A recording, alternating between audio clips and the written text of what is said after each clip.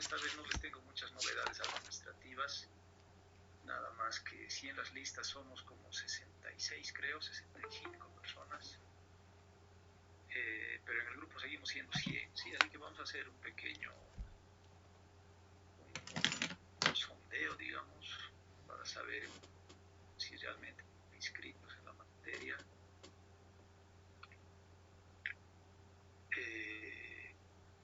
Ya creé la clase en Classroom, así que vamos a compartir también eso. Y ahí voy a subir el tema de una lista, sí, y aprovecho también para decirles, por favor, que coloquen sus nombres y apellidos como realmente los tienen, ¿no? No le pongan sus acrónimos, ¿no? O solo nombre, o menos aún sus nicks, ¿no? O sea, ¿qué te digo? Si hay un Carlos, que no sea Charlie, digamos, ¿no? O sea, no sé, te digo, mira aquí nada más viendo. Aquí, por ejemplo, si hay alguna Lisette, digamos, que no le ponga Liz, digamos, ¿no? Algo así. Ya ustedes ya van a ver. Bien, entonces eso vamos a hacer yo creo que hasta más tarde. Ok, vamos a arrancar entonces donde nos habíamos quedado. Vamos a compartir aquí una pantalla. Y otra vez vamos a volver a esto.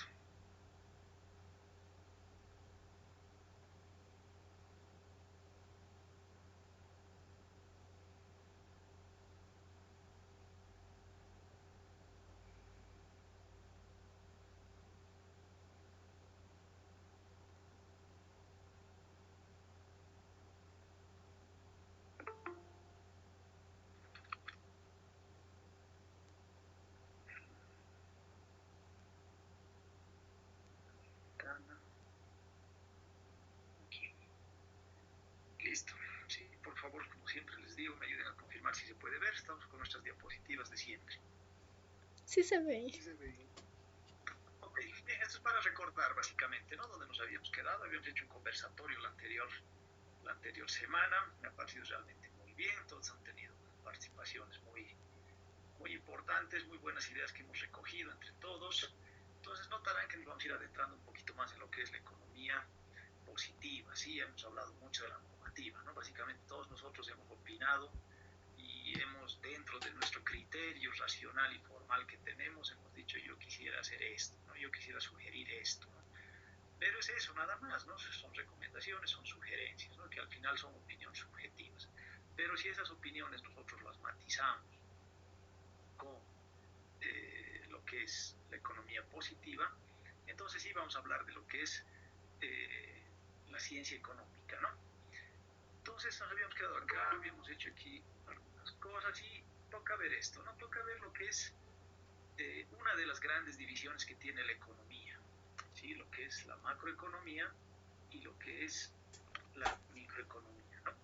Entonces, básicamente son conceptos teóricos, son conceptos que tenemos en cualquier diccionario, obviamente no un diccionario de colegio, sino un diccionario económico, ¿no? Un diccionario económico, un diccionario financiero. Entonces, decimos que la economía en general se divide en dos grandes ramas, ¿sí? Lo que es la macroeconomía y la microeconomía. La macroeconomía se refiere al análisis del comportamiento de la economía a nivel global, ¿sí? Con relación a la producción, por ejemplo, empleo, nivel de precios, tasas de interés y otras variables económicas tales como estamos viendo acá, ¿cierto? Que vamos a profundizar más en estas variables.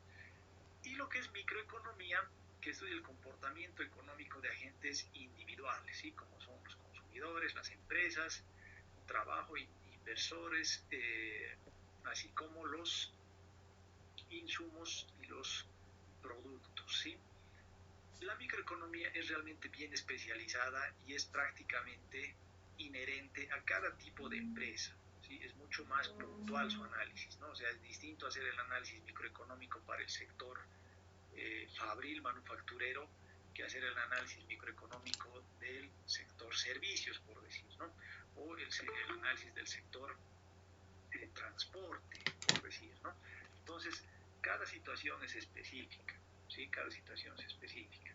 Entonces, vamos a nosotros hablar de lo que es el PIB, ¿sí? Bien, antes pero vamos a hacer aquí un poco de historia, ¿sí? Porque normalmente, ¿no? Y eso vamos a pasar seguramente con la auxiliar, uno agarra el PIB y dice, bueno, calcula el PIB de tal país, ¿no? Y te da las variables de consumo, inversión, gasto público y estás ya listo, ¿no? O sea, como que sumar y restar. La otra forma, por ejemplo, que, bueno, para hacer yo estimo, siempre hacemos estimaciones del PIB real, PIB nominal o deflactor del PIB, y agarras y dices, bueno, y se agarra el producto 1 por Q sub 1 más P sub 2 por Q sub 2, y sobre eso lo divides entre el P sub 1 sobre el Q sub 1, ¿no? Entonces, se reduce a una fórmula. Pero entonces nosotros tenemos que tener siempre el origen, ¿no? El concepto de lo que es el PIB, ¿sí? Bien, entonces nosotros vamos a decir de que el PIB nació hace bastante tiempo, ¿sí? Prácticamente en 1930 más o menos, ¿sí? Y entró en vigor después de la Guerra Mundial, de la Segunda Guerra Mundial, ¿sí? Donde economistas tanto americanos como ingleses sintieron la necesidad, ¿sí? ¿sí? De medir el tamaño de una economía, ¿sí? Pero no como nosotros ahora lo queremos ver en el tamaño, ¿no? De si, cuánto consumo, cuánta inversión, ¿no? Sino básicamente cuánta producción existe en un país, ¿sí? Para en esa misma proporción cobrarles impuestos, ¿sí? Ese era el fin. Por eso querían medir los tamaños de las economías, ¿no? Y obviamente, como nosotros sabemos, como buenos ingenieros industriales, decimos de que lo que no se puede medir no se puede controlar. Todo eso es ya básicamente un axioma de lo que es la ingeniería industrial, ¿no? Entonces, para tomar alguna acción, cualquiera que sea, tenemos que medir, ¿sí? Esa variable tiene que ser susceptible de ser medida para que nosotros tomemos participación en el asunto, ¿cierto? Entonces ese fue el origen del PIB. Ahora bien, en sus inicios esta fórmula no cambió mucho, ¿sí? Es básicamente la misma desde ese entonces, pero donde tuvo su principal, diremos, uso y aplicación fue precisamente después de la Segunda Guerra Mundial, ¿sí?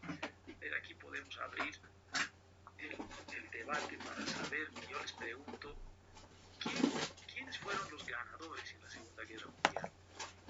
¿Alemanes? ¿Quién ganó en la Segunda Guerra Mundial? ¿Qué? Ingeniero, ¿Quién ganó en la Segunda Guerra? los países ganadores fueron los aliados conformados por Estados Unidos, Inglaterra y la Unión Soviética. Ya. Perfecto, ¿sí? Bueno, Inglaterra, diremos, ha sido a la vez ganador y víctima, ¿no? O sea, también ha sufrido las consecuencias de la invasión alemana y todo el asunto, ¿no? Pero al final sí, efectivamente fue tomado en cuenta como ganador. Entonces, posteriormente, cuando concluyó la guerra, Estados Unidos diseñó un plan, ¿cierto? El famoso plan Marshall, ¿sí? Ese plan Marshall estaba orientado a asignar recursos para la reconstrucción de Europa, ¿cierto? Eso nos acordamos todos. Básicamente dicen, ¿no? O sea, la estadística y los números de ese entonces, obviamente no fueron muy claras, estamos hablando de los años 1945 a 1950 más o menos, o sea, básicamente son 70 años hacia atrás, donde esto recién se estaba aplicando.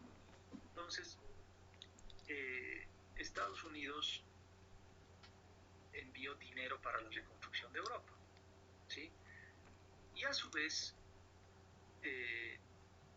lo que era la Unión Soviética, ¿no? Lo que es Rusia ahora, la Unión Soviética, también había propuesto una ayuda financiera, ¿sí? a los países afectados por la guerra. Entonces, pero el plan que más tuvo, o sea, que fue mucho más fuerte, diremos, ¿no? En términos de recursos, y esas veces se inyectó 12.000 millones de dólares, entre 10.000 y 12.000 millones de dólares, que para esa época era muchísimo dinero, ahora mismo es muchísimo dinero, imagínense en aquella época cuánto era, ¿sí? Y esto tenía un destino especial, ¿cierto? O sea, había un trasfondo, como siempre, ¿no? Ahí podemos decir nosotros de que Estados Unidos fue el bueno del planeta y les ayudó a los europeos, ¿no es cierto? Pero como en todo, hay... Rayos, ¿Se salió? lo salí. Apúrate. No, pues ya no puedo Por grabar. si acaso. Por favor. Qué idiota por entrar a clases. Ya no atiendas. Por favor, por favor, por favor.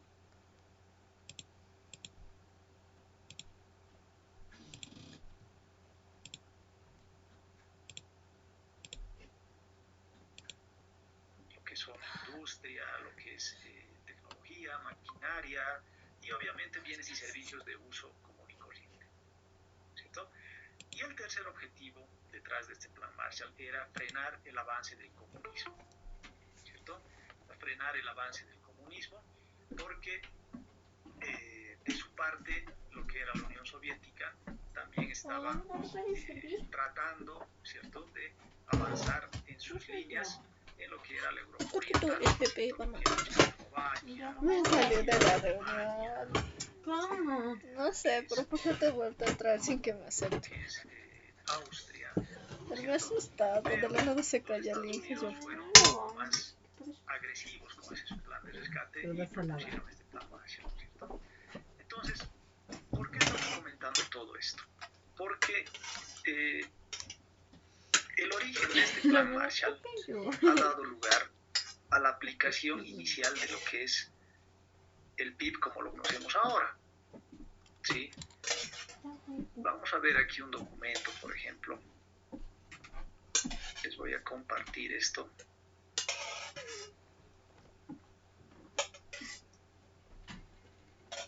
Un segundito, por favor. Mira aquí una imagen. Aquí. Bien, este es un estudio, bueno, son de una universidad española, sí, es realmente un paper no muy largo, pero sí con mucho texto. ¿Qué dice acá, por ejemplo, evolución del PIB de países beligerantes? Dicen, entonces eso nos da a entender de que ya en 1930 estaba la aplicación de lo que es el PIB, ¿no es cierto? Entonces, por ejemplo, si comparamos aquí lo que es los periodos de la guerra, ¿no es cierto? Del 39 al 45, que justo es el tiempo que duró la guerra, y terminó el 45 con la explosión de las dos bombas atómicas, ¿no es cierto? En Japón. Ese fue el fin de la guerra. Pues notarán, por ejemplo, la caída del PIB de Alemania, ¿sí? Básicamente en este tiempo, ¿sí? 80. Lo que es Inglaterra, como decía nuestro compañero, ¿sí? Bueno, que ya se ha mantenido, digamos, pero está muy destacado Italia, obviamente que era un país enemigo por el tema de que era aliado de los Mussolini y Hitler tenían su alianza, ¿no es cierto? Entonces obviamente notarán que cayó el PIB de Italia.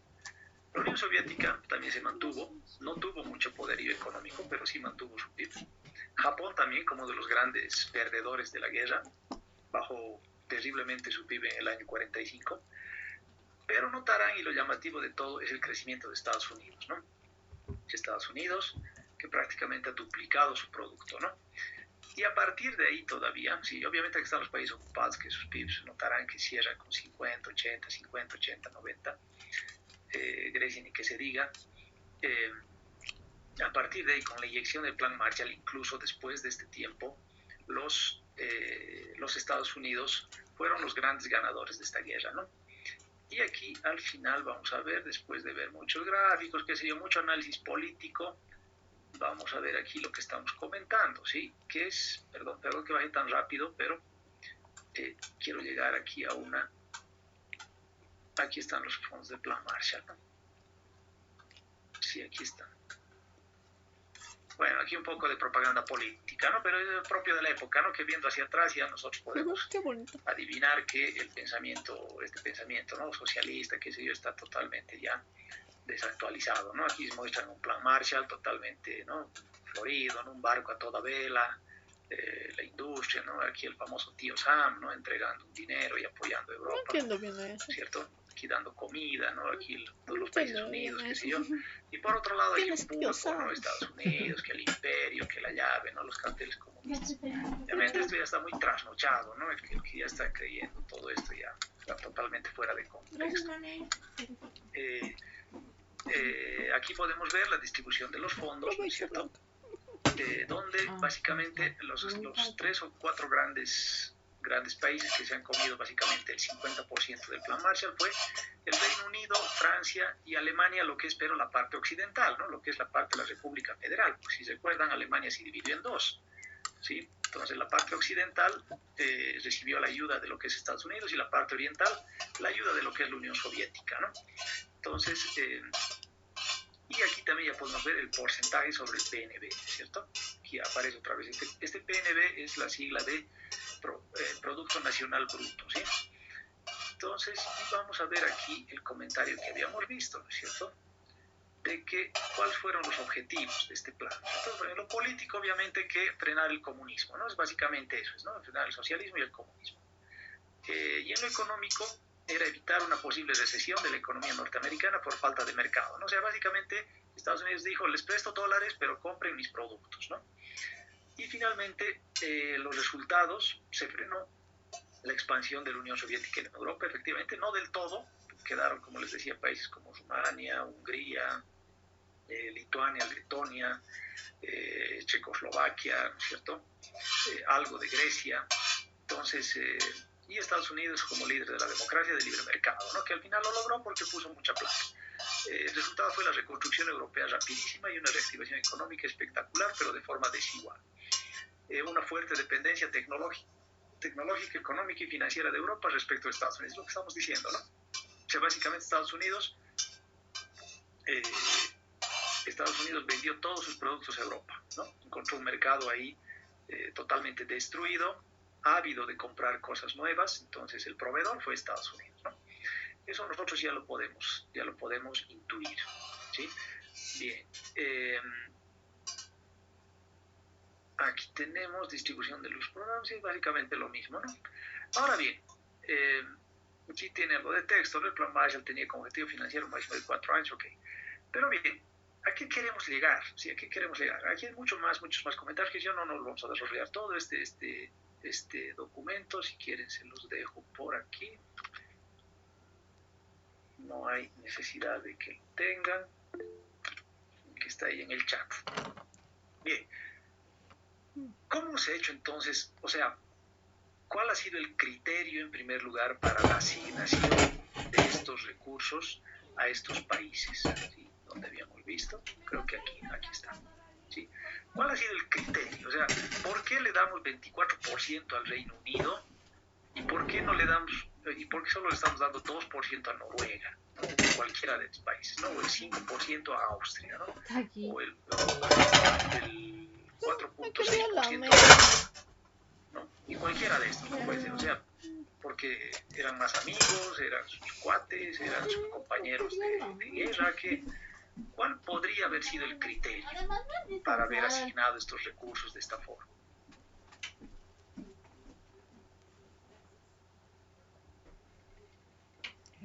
A ver, vamos a volver al curso y vamos a preguntar a alguien. ¿Dónde estoy? Aquí. A ver, ¿cuál fue el criterio, David, Amílcar? Sí, perdón, no escuché la pregunta. Ok, distraído. El criterio para que de Grecia, ¿no? ¿Era? Distraído. Franco Tito. No sé si es tu apellido Tito o es tu segundo nombre. Es mi apellido, ingeniero. Ok, Franco. ¿Cuál ha sido el criterio entonces para asignar esos recursos? Wow. La necesidad que tenga. ¿Cuál era? ¿Cómo han destinado los recursos? No sabría. Por la necesidad. Es más sincero. Liz Serrano. Sí, adelante después, Ariel. Sí, Liz, ¿cuál crees que habría sido el criterio para asignar esos recursos? De acuerdo a la población que tenía cada país y tal vez la capacidad industrial que se tenía. Más o menos, va por ahí. A ver, Ariel. ingeniero. Yo pienso que han hecho un análisis económico, han visto qué país tal vez podía prosperar económicamente mejor, entonces ahí es donde han entregado así, o han inyectado más dinero líquido porque ya tenían una certeza mayor que podían pagar o podían beneficiarse. Y va por ahí, también complementando lo que dijo Liz. A ver, vamos con Paola. Tenemos dos Paolas. Paola Espinosa.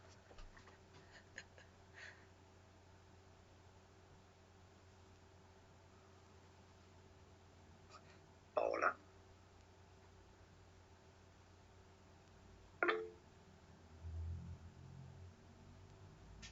Bueno, como ven, Paola nos dejó ahí la cámara encendida y se fue a dar un paseo, ¿no? A eso nos referimos cuando estas clases virtuales tienen esa deficiencia. A ver, Paola Magni.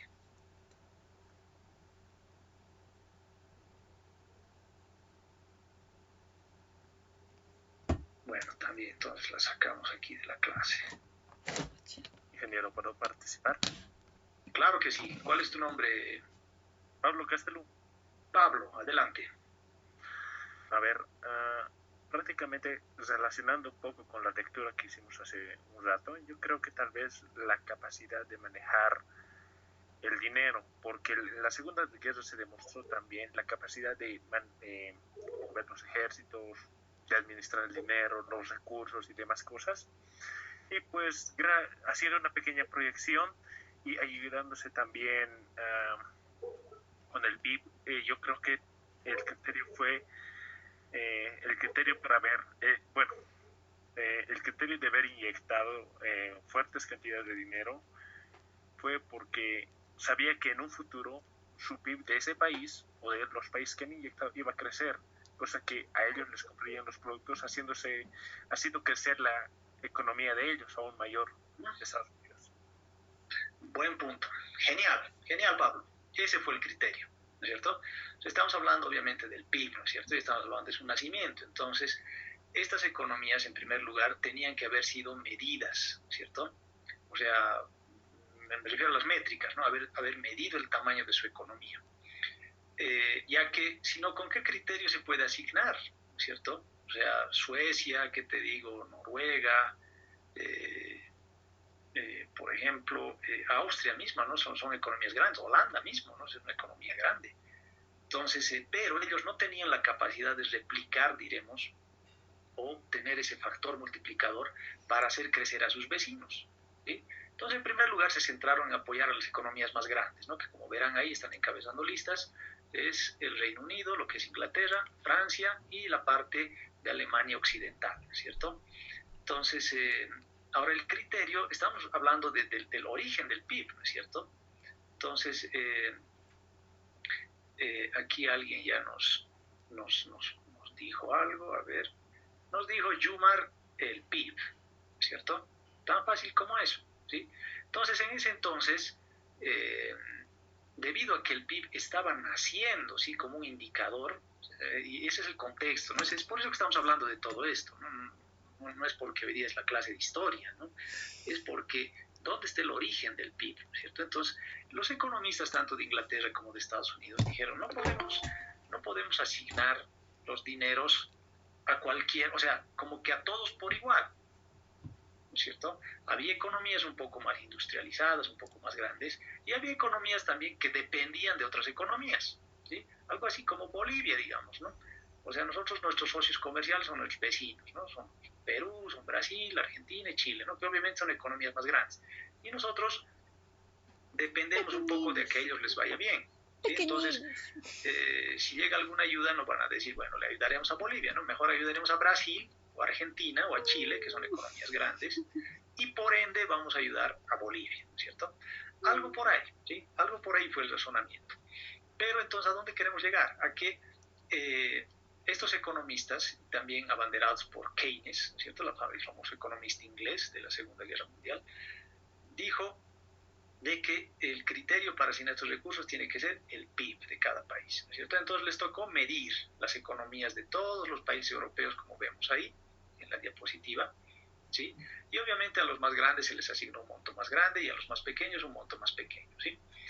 Y posteriormente para hacer el seguimiento, ¿sí? Para hacer el seguimiento de estos recursos, o sea, saber de que si estos recursos realmente ayudaron o no ayudaron a reconstruir Europa, se volvió a medir, ¿cierto? O sea, yo cómo puedo medir de que Reino Unido ha usado bien esta plata, o como Francia, o como Alemania, o Italia, Holanda, o cualquiera de estos países, ¿cierto? Y ahí otra vez surgió la respuesta, tengo que medir el PIB, ¿cierto? Entonces, en ese entonces la economía estaba altamente, estábamos hablando de lo que es la economía industrializada, ¿sí? La economía industrializada, donde básicamente la producción en masa estaba entrando en lo que es su auge, ¿no es cierto? Y Estados Unidos como el gran proveedor de bienes de capital en el mundo, ¿cierto? Entonces, debido a esa situación, ¿cómo diríamos? El factor, el elemento para comparar, ¿no? Para hacer el seguimiento del buen uso que han hecho de estos recursos era el PIB, ¿sí? Y los países en el mundo lo aceptaron como tal, ¿sí? Lo aceptaron como tal para medir, diremos, el tamaño de su economía, ¿sí? Para medir el tamaño de su economía, ¿ok? Entonces, a partir de ahí, los países europeos y después, gracias a los consensos que se han logrado en el Grupo de Naciones Unidas, dijeron, bueno, el PIB va a ser la mejor medida para medir el tamaño de la economía de los países, ¿sí? Y así se aceptó, ¿sí? Y así se aceptó y hasta el día de hoy, ¿cierto? Hasta el día de hoy. Entonces, nosotros vamos a ver de que este PIB, ¿sí? Este PIB está conformado por estas variables. Hay distintas formas de medir, ¿sí? Pero la más sencilla es esta. Obviamente la medición va a llegar al mismo resultado, no hay ningún problema. Pero el PIB en ese entonces, ¿sí? Y desde ese entonces mide lo que es el consumo privado, mide lo que es el gasto público, la inversión y las exportaciones netas, ¿no? O lo que es lo mismo, las exportaciones menos las importaciones, ¿sí? Con estas variables, ¿no? Asociando estas variables. Ahora bien, vamos a avanzar y vamos a ver qué es lo que dice cada una de ellas, ¿sí? ¿Qué es lo que me mide? ¿Sí? ¿Qué es lo que me mide? Ok, a ver, entonces vamos a ir primero con la variable C, ¿cierto? Que es el consumo privado que está dado por el consumo de bienes y servicios de familias y empresas. ¿Qué significa esto? ¿Qué tipo de bienes y servicios serán? Bienes y servicios. Enumeremos, por favor, algunos, al azar, cualquiera. La salud. Ingeniero, disculpe, ¿minerales sería? Ya, minerales, otra, al azar, sí, cualquiera, por favor, por favor. Petróleo tal vez. Petróleo, ya, ¿qué más?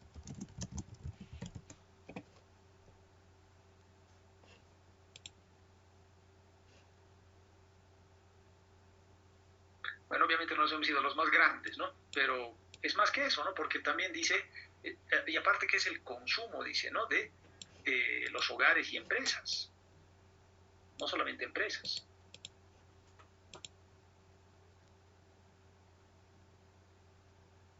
A ver, vamos. Energía eléctrica. Energía.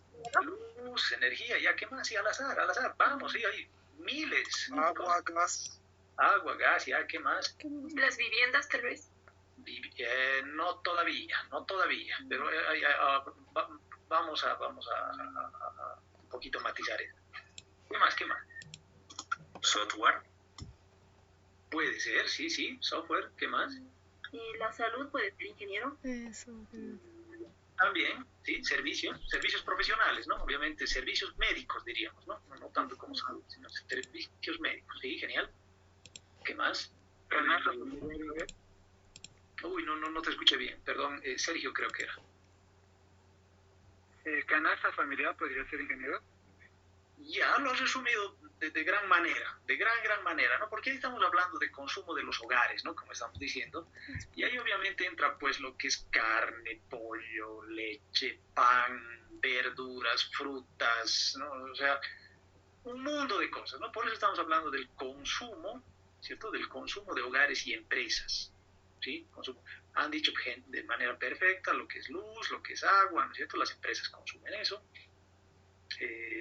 Bueno, no tanto luz, ¿no? Es muy básico, ¿no? Sino energía eléctrica, diremos, ¿no? Energía eléctrica, software, como han dicho, servicios profesionales también, o sea, uno contrata un abogado para que le lleve adelante un juicio, entonces está contribuyendo en la variable consumo, ¿no? En la parte de servicios, ¿no? O contrata un ingeniero, o una empresa contrata un ingeniero para que le haga una consultoría sobre un plan de seguridad industrial, ¿cierto? Ahí estamos moviendo la variable consumo, ¿sí? Entonces son bienes y servicios de familias y empresas. Ok, entonces eso está claro, ¿no es cierto? Eso se mide así.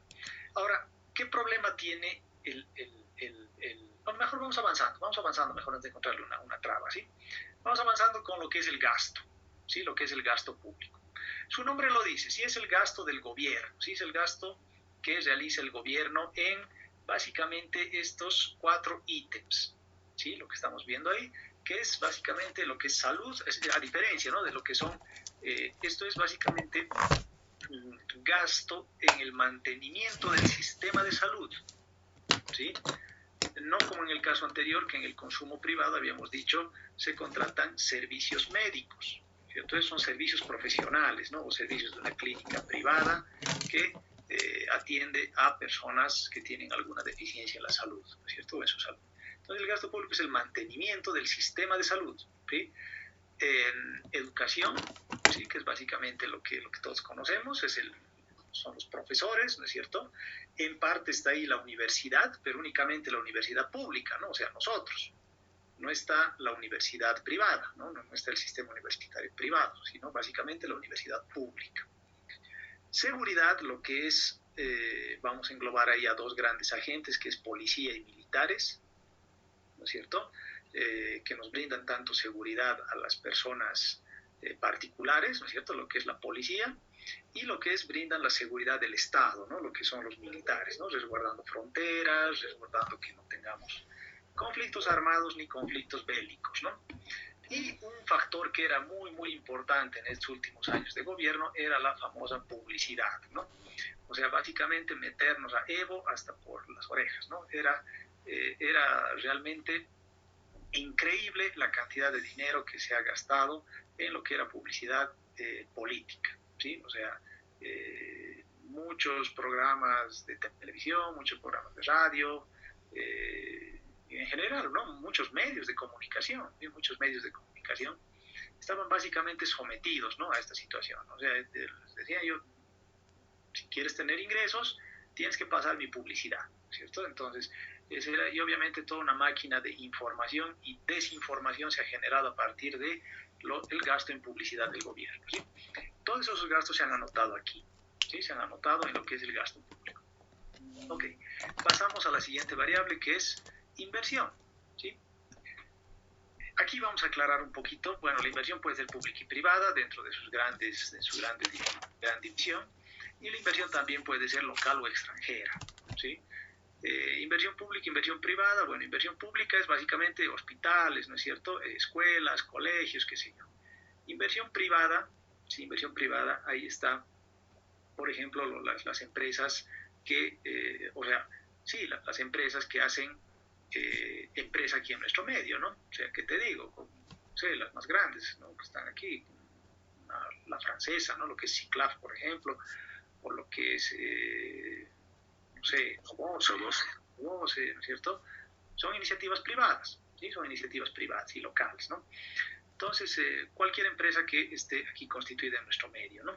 Pero esa inversión también puede ser local o extranjera, ¿sí? Puede ser local o extranjera, y su nombre lo dice, ¿no? O sea, va a ser local cuando obviamente son fondos bolivianos, y va a ser extranjera cuando vienen capitales del exterior, ¿no? Como por ejemplo las empresas chinas que llegaron igual una gran cantidad en este último tiempo, empresas americanas, ¿no es cierto?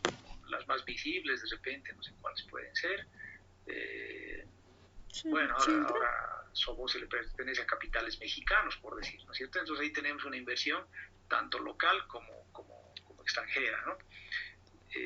Podemos tener ahí, ¿qué te digo? No sé, aquí hay empresas, las aerolíneas, por decirte, ¿no? Las aerolíneas Avianca, ¿no? LATAM, American Airlines, bueno, que ya se fue del país, pero no, llegaron esas inversiones del exterior, ¿no? O sea, son empresas totalmente extranjeras que dejan su dinero aquí en Bolivia, ¿no? Y eso obviamente hace que crezca el PIB. Y Y finalmente lo más básico, que es las exportaciones y menos las importaciones, ¿no? Las exportaciones netas, lo que se llama, ¿sí?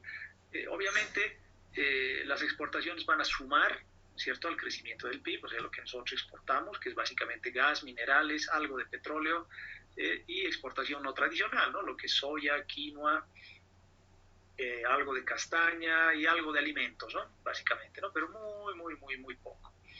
Y las importaciones, obviamente, son todas las compras que nosotros hacemos, ¿no?, las compras que tenemos de China, de Estados Unidos, de Europa, de Chile, ¿cierto?, de Brasil, de Argentina, todo lo que compramos de afuera, ¿cierto? Entonces, ahí aparece con signo negativo, ¿no? Pero en realidad no es tanto porque resten las importaciones, ¿sí? O hablemos de, perdón, de exportaciones netas, sino que, por ejemplo, yo le pregunto hace un ratito nos dio el ejemplo, creo que era Dayana, no recuerdo bien. Dayana nos dijo, bueno, había un tema de inversiones que habíamos hecho. Pero yo le pregunto, a ver, Dayana, cuando tú te compras un vehículo, un auto, aquí en Bolivia, ¿cierto? Obviamente Bolivia no fabrica autos, ¿sí? Entonces, no, básicamente sería una importación. Cualquier marca, ¿no? No me interesa, ¿no? Que sea Toyota, que sea chino, japonés, no importa, ¿sí? Un vehículo. ¿Dónde se registra esa compra dentro de lo que es esta ecuación? Sería una importación, o sea, sería básicamente sería una importación que sería un consumo, creo, un consumo privado, porque al hacerme la compra yo estoy aportando a las importaciones y a la vez estoy consumiendo, digamos. Buen punto. Genial.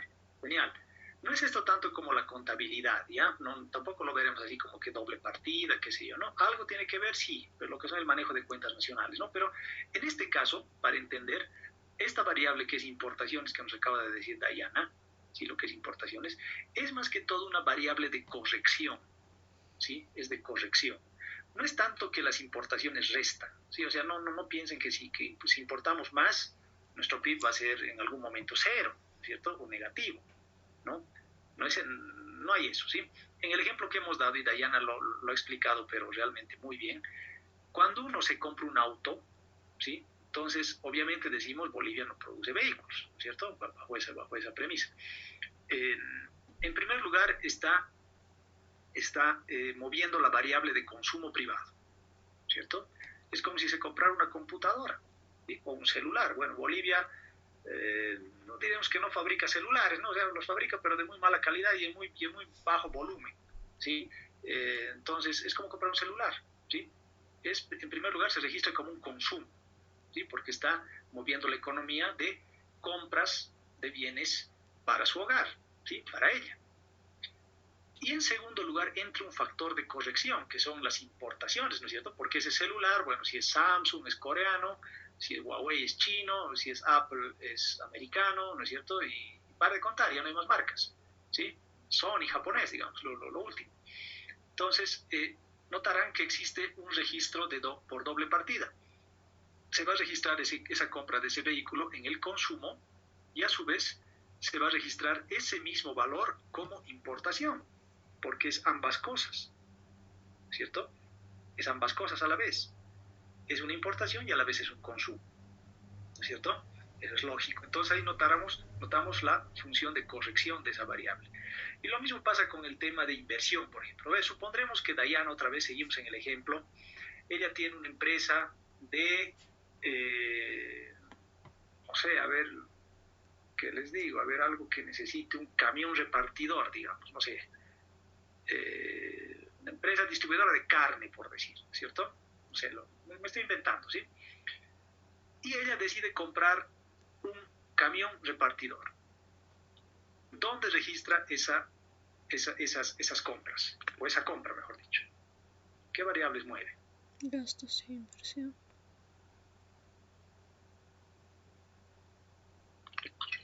¿Y respondo nuevamente yo? Otra vez, Dayana, si quieres. Ya. ¿Me estoy siguiendo? A ver, dale. sí lo estoy siguiendo, pero pensé que era una pregunta abierta. Bueno, sigo pensando que al comprar un camión aunque esté repartido, o sea, esté con mi empresa, digamos, siendo algo público, no público, perdón, o sea, algo privado, digamos, de mí, pero al registrar la compra del camión, obviamente estoy aportando a las importaciones, porque como usted lo había dicho, no se realizan aquí, o no se construyen, no se elaboran los camiones. Entonces, registro una importación. Sí, personalmente pienso eso. Sí, está bien. ¿Y qué más? Ingeniero, también entraría la parte de inversión. Ya. Eso quería decir. Sí, efectivamente. ¿Qué tipo de inversión sería? Inversión privada. Inversión privada, ¿no es cierto? Entonces ahí notarán otra vez que hay esa corrección, ¿sí? Que no es únicamente la corrección en la variable consumo. Generalmente se da mucho más en consumo, ¿no ve? Porque nosotros somos realmente muy dependientes de cosas que se hacen afuera, ya que nuestra industria no está totalmente, o sea, no satisface absolutamente todas nuestras necesidades, ¿no?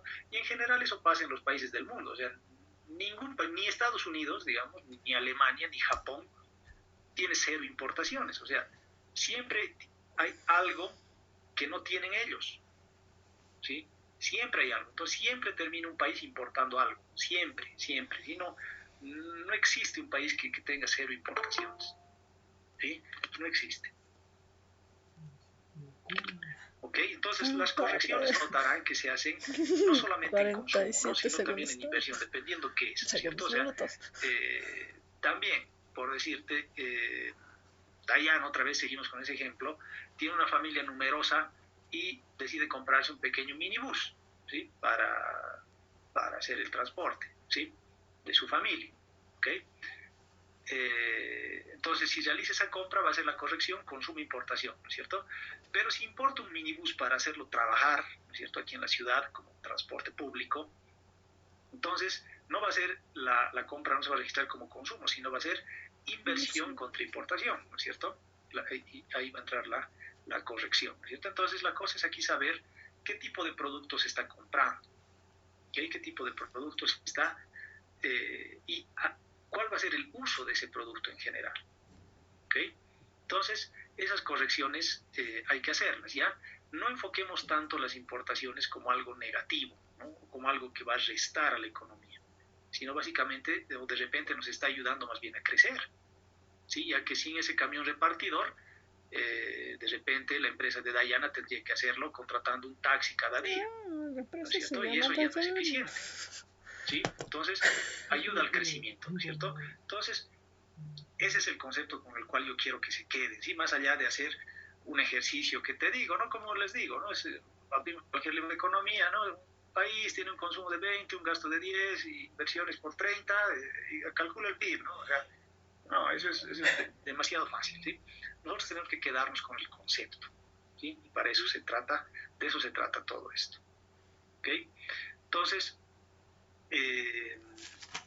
eso en cuanto a lo que es nuestra ecuación del PIB, ¿no es cierto? Ahora bien, vamos a hablar de lo que es el PIB real y el PIB nominal, ¿no es cierto? Eso nosotros lo tenemos igual en la definición general de lo que es el PIB. Y el PIB nominal es el valor de los bienes y servicios finales producidos por la economía usando precios corrientes, ¿no es cierto? Esa es la palabra clave. Vamos a pedir que con la auxiliar ustedes realicen estos ejercicios que les he nombrado. Son realmente de una aritmética muy fácil, ¿sí? Pero la cosa es tener el razonamiento y la lógica, ¿ok? Aquí no vamos a hacer esos ejercicios porque les digo, son realmente muy fáciles. Pero nosotros vamos a ver por qué se da esta situación, ¿ok? O sea, cuando medimos nosotros el PIB usando esta variable, ¿sí? El PIB nominal, agarramos y sumamos como locos, ¿no es cierto? Sumamos el consumo, sumamos el gasto, sumamos la inversión, sumamos las exportaciones, sumamos las importaciones. Genial. Cuando hago eso, estoy midiendo lo que es el PIB nominal, ¿sí? El PIB nominal. Pero nosotros sabemos que las economías o bien crecen o bien decrecen, ¿cierto? Hay dos situaciones, ¿sí? En esta situación de pandemia de este año, por ejemplo, en el mundo va a haber una contracción en la economía, pero básicamente todos los países, a excepción de China, ¿sí? Entonces, para saber si una economía ha crecido, ¿sí? Únicamente nosotros podemos ver de que puede haber crecido por el crecimiento de la cantidad de bienes y servicios producidos, ¿no es cierto?, que es lo que me mide el PIB, o puede haber crecido por un efecto de precios, ¿sí? O sea, básicamente decir de que las cantidades se han mantenido constantes y los precios han subido, ¿no es cierto? Ahí puede crecer una economía. O la otra situación es de que ¿cómo era no recuerdo el ejemplo, era, a ver, si los precios se mantienen constantes, entonces la cantidad ha subido, ¿no es cierto? Y si la cantidad permanece constante, entonces los precios han subido, ¿sí? Pero a los economistas y a los que miden las economías no les gusta trabajar con precios variables, ¿sí? Y no les gusta absorber el efecto de la inflación, que lo vamos a ver en una clase o en dos clases más adelante, ¿sí? Entonces, esas variables para los economistas distorsionan la exposición de los datos, ¿sí? Entonces agarran y dicen, mejor vamos a trabajar con lo que es el PIB real, ¿sí? El PIB real. Entonces lo único que hacen es un artificio matemático, que creo que ni es eso, es aplicar un concepto matemático de mantener los precios constantes, ¿sí? Mantener los precios constantes. Entonces, en lugar de multiplicar P sub 1 por Q sub 1 más P sub 2 porque es Q sub 2, en lo que es un PIB nominal, dentro de lo que es el PIB real se multiplica, se mantienen los precios, ojo, ¿sí? Son precios constantes por las cantidades 2, o sea, habría que cruzar, digamos, P sub 1 por Q sub 2 más P sub 1 por Q sub 2 también, ¿no es cierto? Entonces, se mantienen los precios constantes, ¿sí? Y de esa forma, con ese artificio, con ese juego matemático, se está eliminando el efecto de el incremento de precios, ¿sí? Y me muestra un crecimiento de la economía más acorde a la realidad, ¿sí? Y de ahí su nombre, el PIB real, ¿sí? No es porque sea totalmente real o que el nominal sea falso, ¿cierto? O sea, no vamos a ir por la negación, sino que nos muestra una situación muy aproximada, un poco más aproximada a la realidad, ¿sí? Entonces, notarán aquí el comentario que dice, cuando se estudia la tasa de crecimiento de la producción, se usa el PIB real porque elimina los cambios en el valor de la producción debido a cambios en los precios, ¿cierto? Entonces es tan fácil como mantener los precios constantes, ¿sí? Los precios del año base, ¿sí? Realmente es muy fácil, ¿sí? Como les digo, no vale la pena hacer ejercicios, qué sé yo, pero sí lo vamos a ver con el auxiliar, o la auxiliar, mejor dicho, ¿sí? Ok, entonces estas son las condiciones y estos son los trabajos que se han hecho desde aquel entonces en la economía para llegar a esta ecuación, ¿sí? Entonces, ahora bien, ¿qué problemas tiene esta ecuación? ¿Sí? Que es la verdad bien sencilla y es súper fácil aplicarla. ¿Qué problemas tiene? Básicamente uno es la formalidad de la informalidad, uno de los más grandes problemas, ¿sí? La formalidad de la informalidad. Todos estos consumos, gastos públicos, inversión, exportación, todo lo que estamos viendo acá, ¿sí? Son, como decir, ventas facturadas, ¿sí? O sea, todo lo que realmente se puede medir, ¿no es cierto? Si no, ¿cómo mediríamos? Entonces, ¿qué no está considerado dentro de esto? ¿Qué tipo de consumo no está considerado? ¿Sí? No está considerado efectivamente la economía informal, ¿no es cierto? Porque obviamente la economía informal no me da factura, ¿no es cierto? Tan fácil como es. Entonces, si yo no tengo un documento para rastrear, ¿no es cierto? Como impuestos o como una contabilidad de una empresa formal, ¿no es cierto? Entonces se pierde el dato, ¿sí? Se pierde el dato y yo no voy a poder lograr medir esa compra, ¿sí? O esa venta, dependiendo en qué frente estoy, ¿sí? Entonces notarán que fuera de toda esta ecuación está la economía informal, ¿cierto? Y Bolivia precisamente se caracteriza por tener pues, un buen porcentaje de su economía en la informalidad, ¿cierto? Tenemos mucho de comercio ambulante, tenemos mucho de empresas, microempresas informales, ¿no es cierto? Tenemos mucho de ventas sin factura, tenemos mucho de evasión fiscal de parte de las empresas también, ¿no es cierto? O sea, declaro menos para pagar menos impuestos. Entonces, toda esa situación hace que este indicador no mida lo que tenga que medir, ¿no es cierto? Entonces, una de las principales deficiencias que tiene el PIB es eso, ¿no? Es el carácter formal que tiene, ¿no? Hasta de repente excesivamente formal, ¿sí? O sea, solo se puede medir las compras y ventas declaradas y que se pueden hacer seguimiento mediante un sistema de control público, ¿no? Lo que puede ser impuestos, lo que puede ser aduanas, lo que puede ser a través de registros en registros contables, ¿no? En inversión y en gasto público, ¿sí? Entonces, lo informal no se puede medir, ¿sí? Y otra cosa más, aparte de lo informal, ya diremos, la informalidad en Bolivia sí ayuda mucho a la economía, ya, perfecto. Pero además de la informalidad existe la economía sumergida, ¿sí? O sea, básicamente lo que es narcotráfico, contrabando, ¿no es cierto? Y, por ejemplo, trata de personas, por decir, ¿no es cierto? Entonces, esa es la economía sumergida, economía negra, que aparte de ser informal, obviamente, ¿no es cierto? Es ilegal, o sea, economía ilegal, faltaría medir acá, ¿no es cierto? Entonces, tampoco mide lo que es la economía ilegal.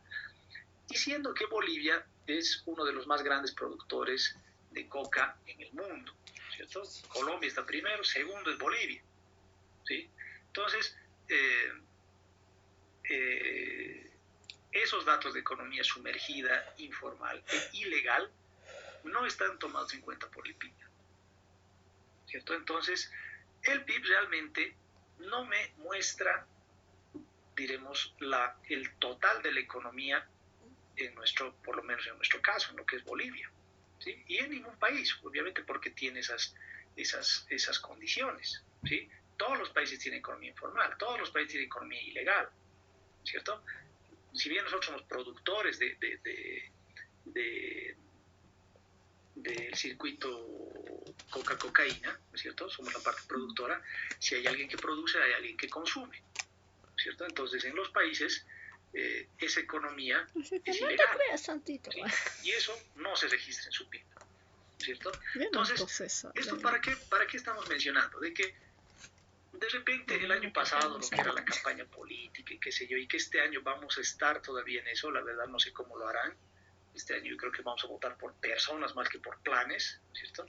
Y eso está realmente muy mal, al menos nosotros como profesionales y como ingenieros, tenemos que exigir pues un candidato que muestre un plan, ¿no es cierto? Yo no voy a votar por alguien porque me cae bien, ¿no es cierto? Y al final creo que a eso nos vamos por ahí se va a decantar mucho el voto, ¿no? Y eso está mal, ¿sí? En cualquier democracia avanzada no votas por personas, votas por planes, ¿cierto? Si no vamos a caer nomás en en esta última falla que hemos tenido de tener a caudillos, ¿cierto? Entonces eso está realmente mal, ¿sí? Pero en la campaña del año pasado,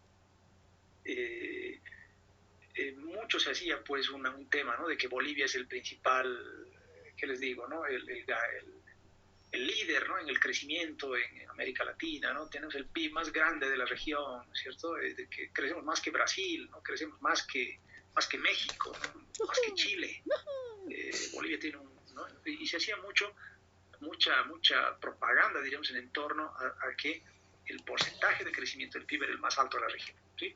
Efectivamente, los números eran así, ¿sí? Pero había que tener en cuenta, y como todos nosotros sabemos, cuando hablamos de porcentajes, hay que hablar de la base, ¿no es cierto? O sea, ¿cuál es el criterio para decir que una economía es más grande que otra? ¿Sí? No es lo mismo decir que, a ver, no sé, un pueblito, sí, le llamaremos, no sé, un pueblito alejado, ¿qué te digo? A ver,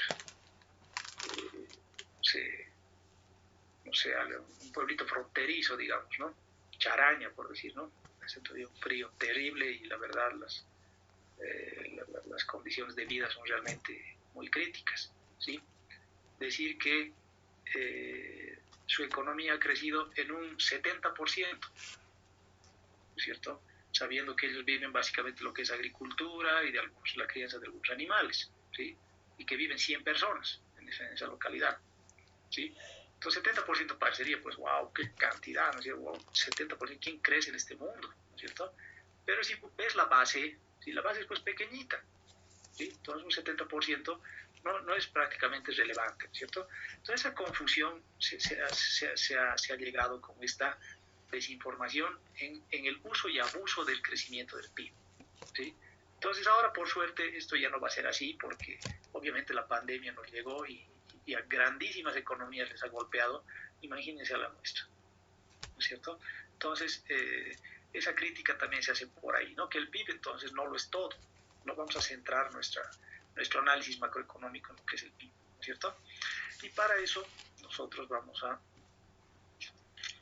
pedir y vamos a decirles que para nuestro conversatorio y nuestra reunión del día miércoles, les voy a pedir, y aquí estoy dejando en el chat,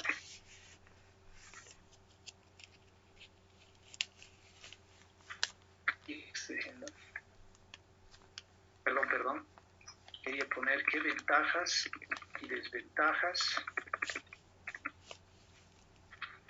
tiene el uso del PIB. Ya hemos dado algunas, ¿no?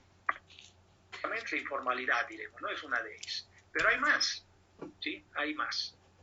¿Ok? Entonces también vamos a decir de que el PIB puede medir el grado de bienestar de un país. Hay otra pregunta. Y finalmente vamos a ver qué otros indicadores de bienestar se utilizan en el mundo, ¿sí?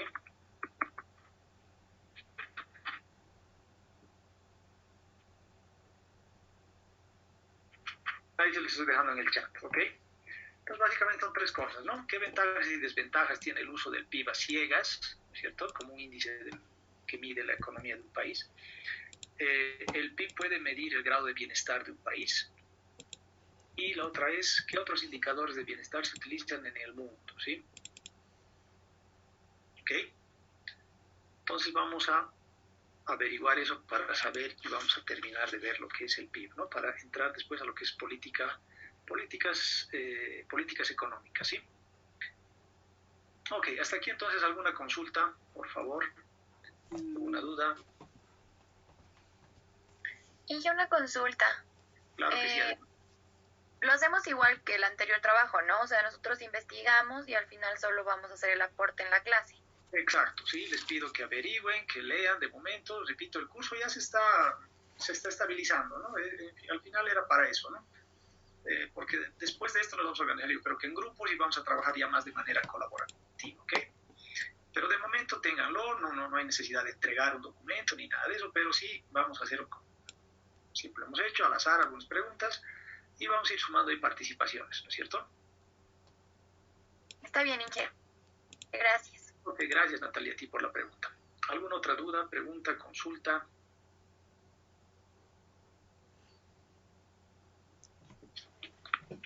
Inge, disculpe, tenía una consulta. Si es que, como usted dijo ahorita, que el PIB, o sea, hay aspectos que no se consideran como la economía informal y demás. ¿Por qué para los países cuando estaban en guerra, para Noruega, para los países donde dieron dinero, digamos, veían al PIB como el máximo indicador, digamos, sabiendo que, como también usted dijo, en todos los países hay economías informales o simplemente aspectos que no aportan a su PIB? A ver, pasa que hay que volver un poquito a lo que era ese entonces, ¿no? En ese entonces las economías estaban muy fuertemente atadas a lo que es la producción industrial, ¿sí? La producción industrial, o sea, el país que más producía cosas mediante la producción en masa, ¿cierto? Era el que tenía más ventas y más ingresos, ¿sí? Estamos hablando de los años 30, 40, ¿sí? Años 30 y 40. Entonces, ahora las condiciones han cambiado, se han cambiado bastante, o sea, efectivamente hay países que producen mucho, como China, ¿no es cierto? Pero estamos viviendo ya una época, por decir, más orientada hacia lo tecnológico, ¿no? Orientada hacia los servicios, ¿sí? Las economías más grandes ahora prosperan no tanto porque producen mucho, eso ya lo han relegado, ¿cierto? Estados Unidos, por ejemplo, ¿sí? Su fábrica es China, ¿cierto? Su mano de obra está en México, ¿cierto? Su mano de obra está en India, ¿sí?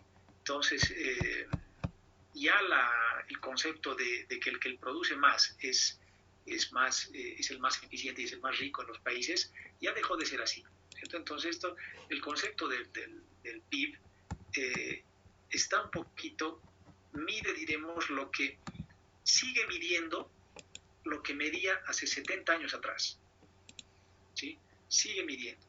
Y obviamente en ese concepto, en ese entonces, de repente sí reflejaba la realidad de los países, ¿sí? Sí reflejaba la fortaleza industrial que tenía cada país, ¿sí?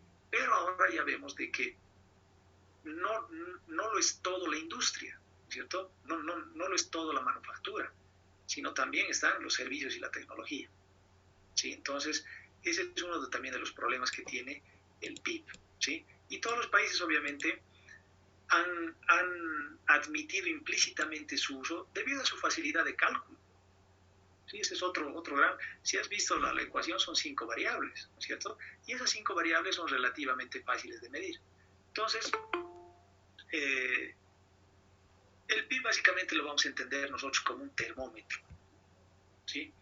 Es como ahora, ¿no es cierto? Esas mediciones que te hacen al entrar a espacios públicos, qué sé yo, o a bancos, ¿no? O a esa situación, te toman la temperatura, ¿sí? Pero no porque tú tengas una temperatura alta tienes coronavirus, ¿no es cierto?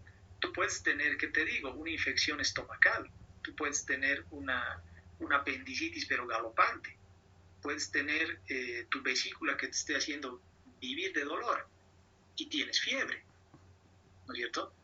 Entonces no podemos, diremos, hacer una implicación directa diciendo, porque tengo fiebre tengo coronavirus, ¿cierto?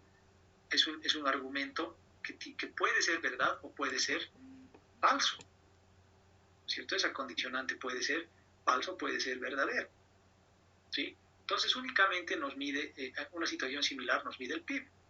Nos dice, tu economía vale tantos millones. Ok, ¿sí? Entonces, en base a eso, ¿sí? En base a eso, algo así como un número que me sirve para comparar con otros países, yo veo cuál es mi posición. Y nada más, ¿sí? No me mide nada más. No le voy a exigir más al PIB, ¿sí? Y para eso ustedes van a leer esos otros indicadores que miden bienestar en el mundo, ¿sí? Está bien, muchas gracias. ¿Alguna otra duda o consulta ya para ir cerrando todo esto? Inge, buenas noches. Buenas noches. Estaba investigando ahorita un poco del PIB, bueno, cómo calcularlo, y he encontrado 2 modelos más, el cual decía método de las rentas, el cual igual hallaba el PIB, pero con otros factores, igual el método de valor añadido, que se hallaba con valor. ¿Esos fórmulas igual son desglosadas de la que ahorita hemos llevado o ya tienen otros factores? No, es otro método, sí, es otro método, pero obviamente conlleva el mismo resultado. Incluso hay un tercer método más, ¿sí? Que es el método de la matriz insumo-producto, ¿sí? Matriz insumo-producto. Para los matemáticos, los que les gusta invertir matrices y todo eso, ¿sí? El método es bien matemático, y se invierte en matrices de 120 por 120, así, ¿no? De 150 por 150. Obviamente, manualmente eso no se hace, ¿no? Se ayuda de software y computadora, ¿no? Entonces, pero el resultado es el mismo. No, por lo menos nosotros no desarrollamos, diremos, lo que es el método del valor agregado y el método de la renta. Es igual, diremos, es que la explicación es más sencilla por el método del gasto, ¿sí? No vale la pena, diremos, enfocarnos en esos otros modelos, porque vamos a llegar en primer lugar a lo mismo, y lo segundo, que los datos que utilizan esos son un poco más trabajados, ¿sí? Son un poco más trabajados, y se los obtiene indirectamente, cosa que el método del gasto, agarras y tú puedes ir ahorita al viceministerio de inversión y te dices, por favor me dé el reporte de inversión pública a junio de 2020, ¿cómo no, señorita? Y te lo van a imprimir, ¿sí? Y listo, y ahí tienes el dato, ¿cierto? Entonces, la obtención de datos por el método del gasto es mucho más fácil que en los otros métodos, que hay que hacer todavía alguna corrección matemática, ¿sí? Entonces, si gustan, léanlo, también lo podemos poner en el conversatorio del miércoles, pero no implica, diremos, que esté mal el método o que se llega a otro resultado o es que o nos falta algo, digamos, ¿no? No va por ahí. Está bien, ingeniero, gracias. Ok, a ti las gracias. Ok, quizás alguna última y si no ya nos vamos despidiendo. Si tienen alguna duda adicional.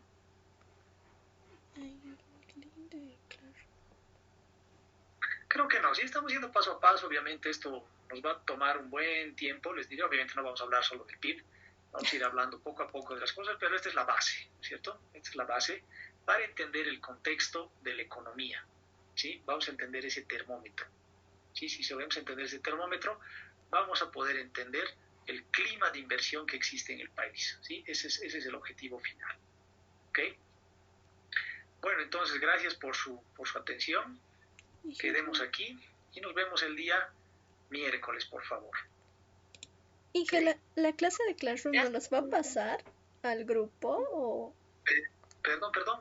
La clase, el link para el Classroom nos dijo al inicio de la clase. Ah, sí, no, vamos a hacer voy a hacer esos formularios, ¿verdad? Esos formularios de Google para saber quiénes estamos inscritos al curso. Espero que seamos estas 60 personas que regularmente estamos asistiendo, ¿sí? Básicamente vamos a tomar una lista y les voy a habilitar ahora el nombre de la clase, ¿no? Es más, les puedo mostrar ahora porque yo lo tenía trabajado aquí. A ver, ¿dónde está? Lo subimos en un rato, ¿no? A ver, un ratito. Aquí está. A ver, aquí está. Presentar ahora. Todavía no se vayan. Aquí está. Este va a ser se puede ver, ¿no? Ese va a ser nuestro código en Classroom. Sí, vamos a arrancar con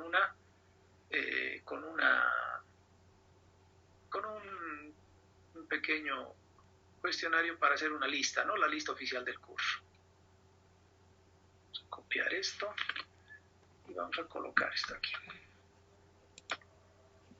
Esto, si quieren, cópienlo, por favor. Va a estar abierto esto hasta las 12 de la noche de hoy, ¿sí? Y mañana voy a anular este código, ¿sí? Así que los que realmente están inscritos, que se inscriban, ¿sí? O sea, las personas que realmente van a tomar la materia, que se inscriban, ¿ok? Ustedes, bueno, me imagino que están usando esta plataforma Classroom en otras materias, es tan fácil como copiar este código y listo, ¿no? Es más, ya lo pueden hacer ahorita en 2 minutos, ¿ok? Y ahí va a estar un cuestionario colgado, ¿sí? Bien, entonces, muchas gracias por su atención y nos vemos el próximo miércoles, ¿ok?